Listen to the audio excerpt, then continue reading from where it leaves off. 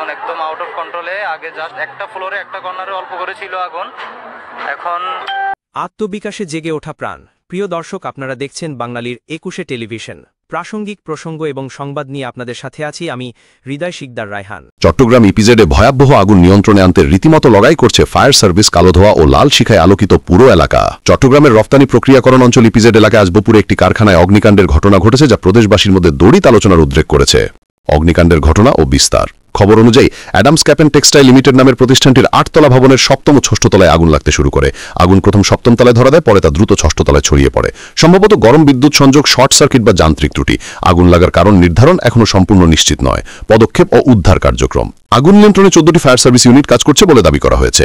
কিছু সংবাদে বলা হয়েছে 16টি ইউনিট এবং বাংলাদেশ নৌবাহিনীর একটি ইউনিট আগুন দমনে সহায়তা করেছে। আগ্রাবাদ ফায়ার সার্ভিসের নিয়ন্ত্রণ কক্ষ থেকে পাওয়া তথ্য অনুযায়ী দ্রুত সময়ের মধ্যে ইউনিটগুলো ঘটনাস্থলে পৌঁছান। সহকারী পরিচালক মোহাম্মদ আনোয়ার হোসেন জানান, আগুনটিকে নিয়ন্ত্রণে আনার চেষ্টা চলছে। ক্ষতি ও হতাহতের সম্ভাবনা। বর্তমানে কোনো নিশ্চিত তথ্য নেই যে কোনো কর্মী আগুনে ভুগেছেন কিনা। ইপিজেড কর্তৃপক্ষের দিক থেকে বলা হয়েছে এখনো পর্যন্ত মৃত্যুর কোনো তথ্য পাওয়া যায়নি, তবে ভবনের উপরের মঞ্চ এবং ভেতরের আবাসন এলাকা ক্ষতিগ্রস্ত হতে পারে। জরুরি তদন্ত শুরু করার জন্য সংশ্লিষ্ট প্রশাসনকে নির্দেশ দেওয়া হয়েছে। দুর্নীতিহীন ও দ্রুত তদন্ত, আগুন লাগার প্রকৃত কারণ নির্ধারণ করা জরুরি।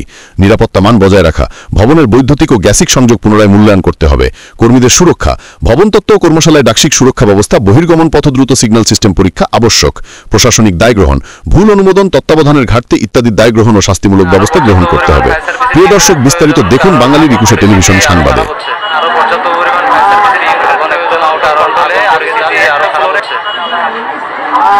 আগুন একদম আউট অফ কন্ট্রোলে। আগে জাস্ট একটা ফ্লোরে একটা কর্নারে অল্প করে ছিল আগুন, এখন আগুন ছড়াইতে ছড়াইতে প্রায় 3-4টা ফ্লোরে ছড়াই গেছে আগুন।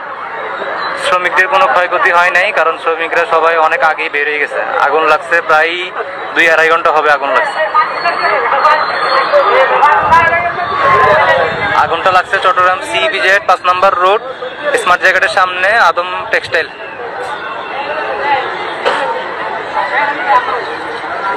নকুল রায় দাদা।